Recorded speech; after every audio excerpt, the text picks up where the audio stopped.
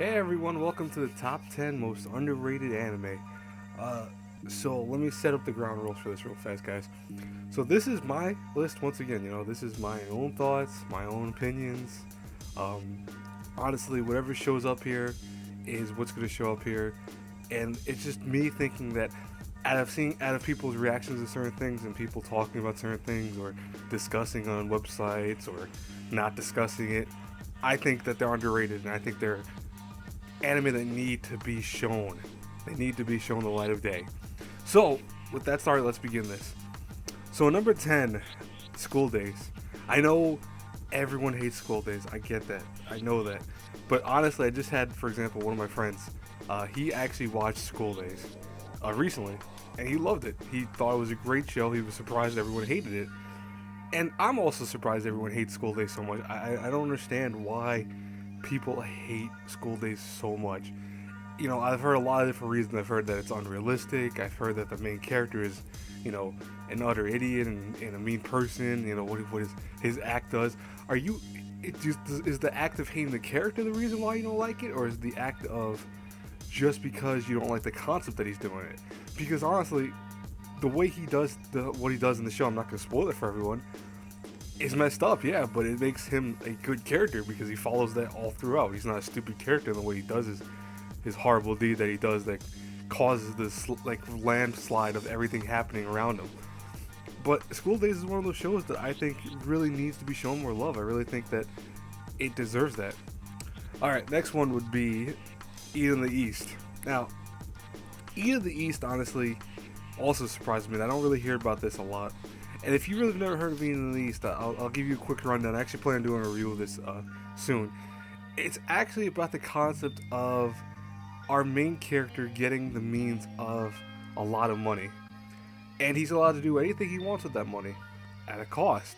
What he does with it and how he has to handle his money and him not having any memories before and of why he even got the money in the first place leads to a kind of huge event of just random things happening that he tries to figure out his memories, he tries to figure out what's going on in the world, why he has this money, what he's going to do with it.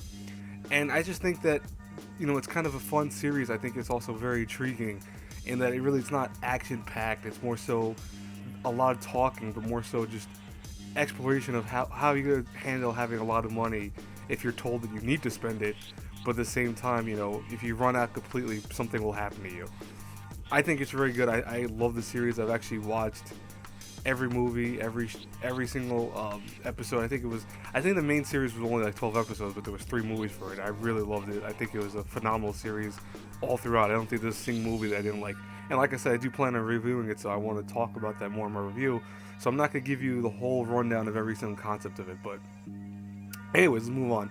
So the next one is going to be Welcome to the NHK. By the way, if you've noticed, I didn't say the numbers, even though they're probably on screen for them.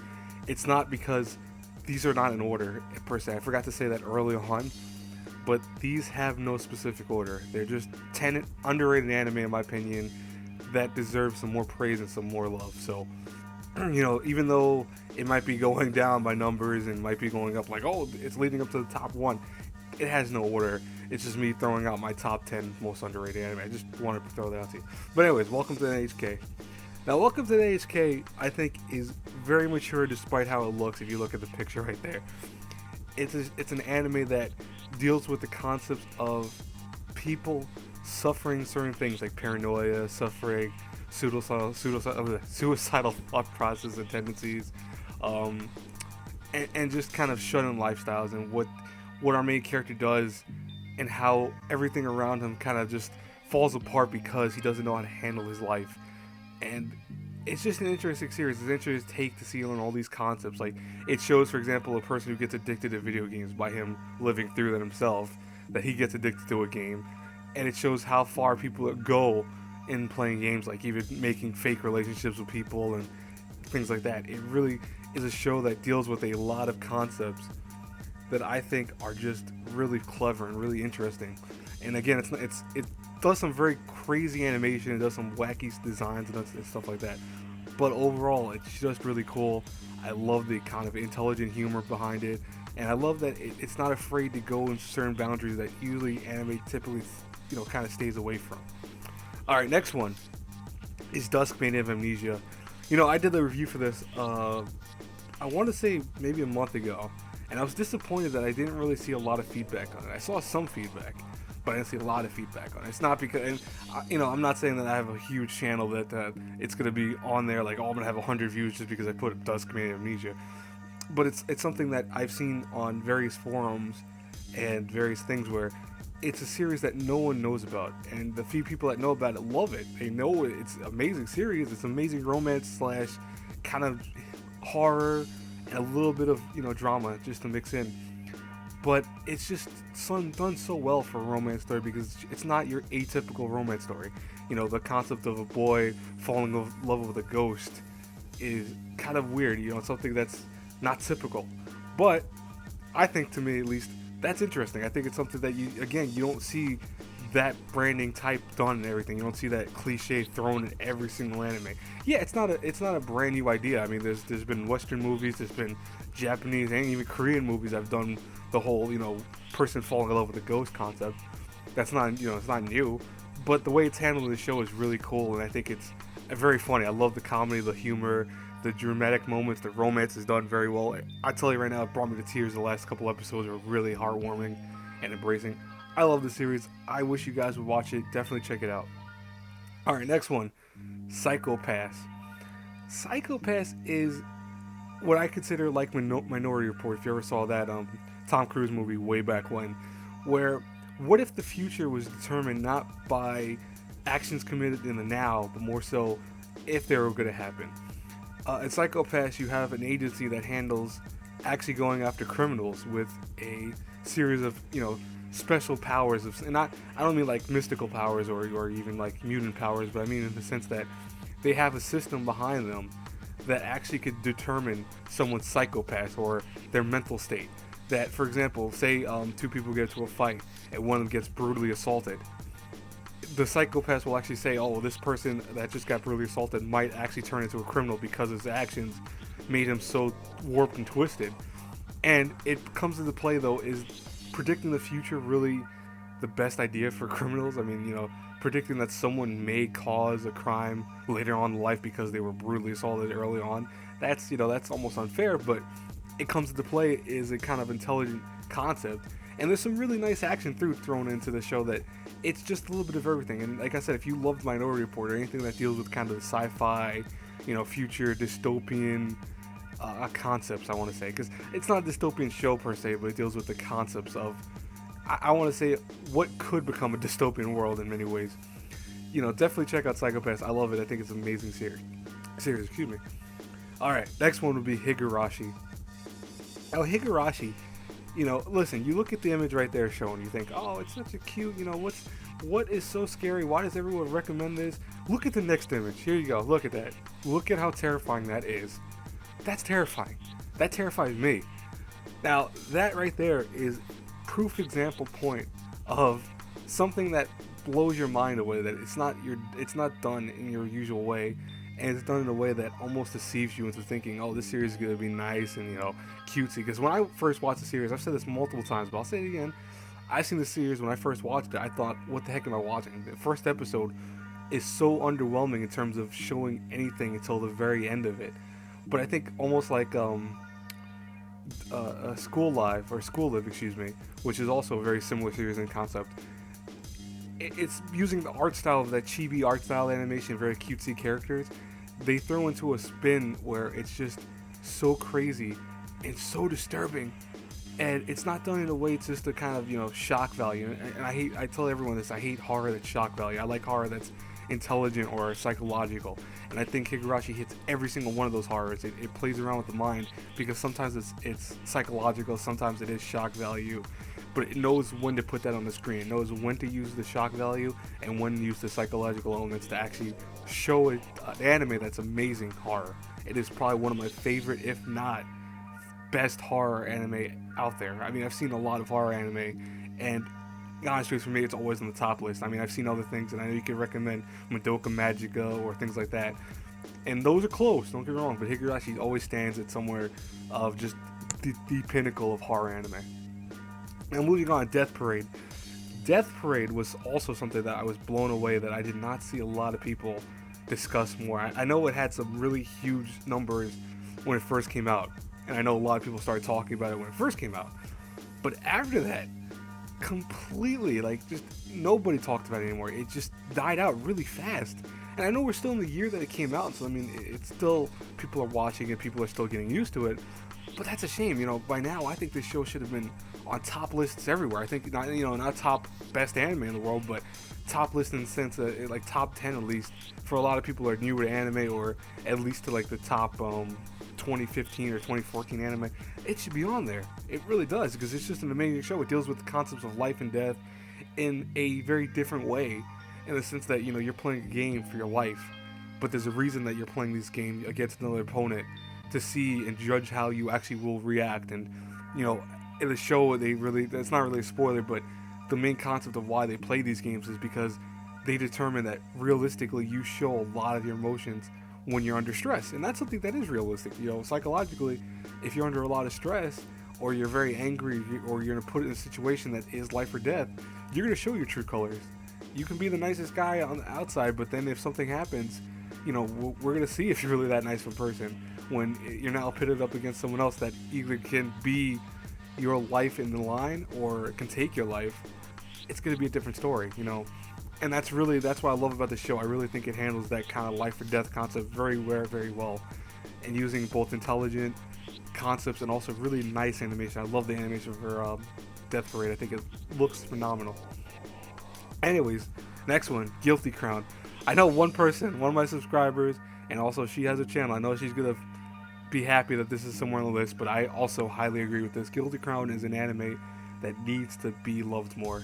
I know, I was actually almost considering if I was going to do this in order, like the top 10, if I was actually to have number 1, it probably would have been Guilty Crown, in honest truth, because the sheer fact that Guilty Crown is an amazing series that's hindered by the fact that it has issues with, you know, concepts, a little bit like here and there, just little faults that I think most people, if you're really into anime by now, right away pick up on.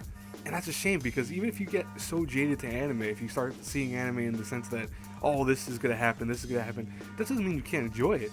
And Guilty Crown from beginning to end was enjoyable. I didn't have a single moment of like, I wish the series would end. No, I loved every episode. You know, again, it does have issues. It has some very cliched plots, and some of the characters are, you know, hit or miss here and there.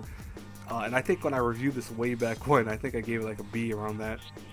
But it deserves a lot of views, at least, or someone at least owning the series. I've always wanted to buy the series because it's a phenomenal series. Again, it's made for, I think, newcomers to anime, honest truth, because I think long lifetime people that watch it might have issues with it. But even then, I've seen a lot of anime, I loved it. You know, it's just how jaded are you to anime? How much when you watch an anime do you go, oh, this is wrong, oh, this is something I've seen before? Don't judge it. It has some phenomenal soundtrack. I think it has one of the greatest, soundtracks in any anime. I think it has some very touching romance elements, some very cool action. You know, it doesn't rely heavily on mechs, even though it has a lot of mech action. It doesn't rely on it. And it just has some really cool concepts that aren't seen in anime equally. Definitely check out Guilty Crown if you've never seen it. It's a shame most people have not seen it or refuse to watch it because of the reviews. Anyways, let's move on. Aquarion. Now, Aquarion is all mechs. It's a lot of mechs, but the concepts of Aquarion is so cool in the sense that, for example, it reminds me almost like the old days Voltron. If you've never known Voltron, go check out one of my other videos. I actually reviewed that for my dad for his birthday a while back. But Voltron, to me, was always cool because it's a robot that needs multiple pilots. And, you know, you're gonna say, I know a lot of people that are younger to say, oh, Power Rangers did that, right? Yeah, Power Rangers did that, but it came from somewhere else first. That Power Rangers was not the first one, or, you know, Sentai Rangers, whatever you want to call it. It was not the first one to establish that concept of multiple people piloting one robot, one machine. It was done before, way before that. And I think one of the coolest things about Aquarion is it kind of harkens back to the, you know, you need pilots that will work together and be compatible with one another to pilot a robot. Because realistically, if you think about it, if everyone's piloting a certain part of the robot, wouldn't that mean technically that you are now relying on that person to function just as well as you probably would, or better than you would, to keep you alive? And I think it's elements of both drama and kind of romance thrown a little bit here and there. I think those elements are really done really well for a series. I think they're phenomenal. I love the series. You know, second season and third season, don't watch those. Watch the first season of Aquarion. It's by itself. I think a standalone series that you can only watch the first season. Don't watch anything else associated with that. I know it's kind of harsh to say that, but I don't think any of the seasons after. I think the second was garbage. I really do, and I will always review it as garbage. And I'm gonna do a review of the second season, Aquarion Evil, or Evil. I'm gonna do a review of that soon, but don't watch that. Avoid that like the plague. Anyways, and final one for today would be Sea Control. Now, I just reviewed Sea Control, and I saw, I think, six views on it. And I was devastated by that. I was like, wow, 6 views, really? You know, I thought Sea Control would be a little bit more, not popular per se, but just to have a little bit more oomph to it. And that's a shame, because I know a lot of people that go, what is Sea Control? What is that? Come on, you know, a lot of people I talk to go, we want something different from the anime world. We want something new and original. And yet, you don't know what Sea Control is. And Sea Control, to me, is very original in the concepts of, you know, money being actually more our root of our lives than we even think.